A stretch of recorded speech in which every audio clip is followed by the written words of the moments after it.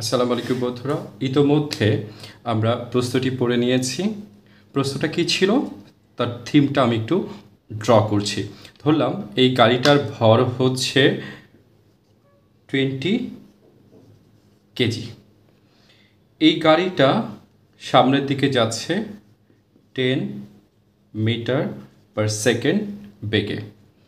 গাড়িটা যখন যাচ্ছে ঠিক এই যে ঘর্ষণ হচ্ছে, এই ঘর্ষণ একটা বল কাজ করছে, যেটা আমি ধরে নিলাম 10 নিউটন।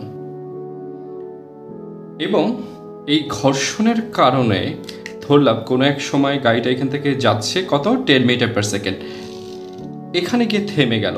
অর্থাৎ এই জায়গায় ফাইনাল যে ভেলোসিটি সেটার মান আমি ধরলাম 0 মিটার পার সেকেন্ড। আমাদেরকে বের করতে হবে এই যে এখান থেকে এই পর্যন্ত যে গেল তার অতিক্রান্ত দূরত্ব s ইকুয়ালস টু হোয়াট। তাহলে আমরা যদি লিখি যে এখানে ঘর্ষণ বল F ইকুয়ালস টু ma, তাহলে এখান থেকে আমি a ইকুয়ালস টু কি পাচ্ছি, F বাই হচ্ছে m। তাহলে F এর মান হচ্ছে 10 এবং যেহেতু আমি ভর ধরেছিলাম 20, তাহলে এখানে কত পাচ্ছি, এখানে লিখে ফেলি a equals to half metre per second square. আমাদেরকে কি বের করতে হবে, s এর মান। তাহলে s এর আমরা দুইটা সূত্র জানি, একটা হচ্ছে s equals to ut plus half at square, আরেকটা জানি হচ্ছে v square equals to u square plus 2as। আমাদেরকে কিসের মান বের করতে হবে, s এর মান বের করতে হবে।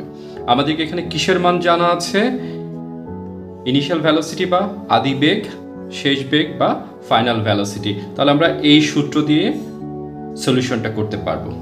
তাহলে ফাইনাল ভেলোসিটি কত, হোল স্কোয়ার, ইনিশিয়াল ভেলোসিটি কত ছিল 10 whole square.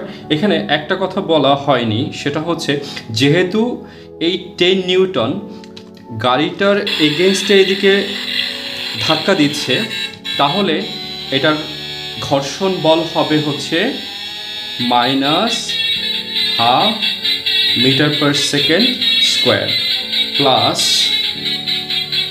2 into minus half into S.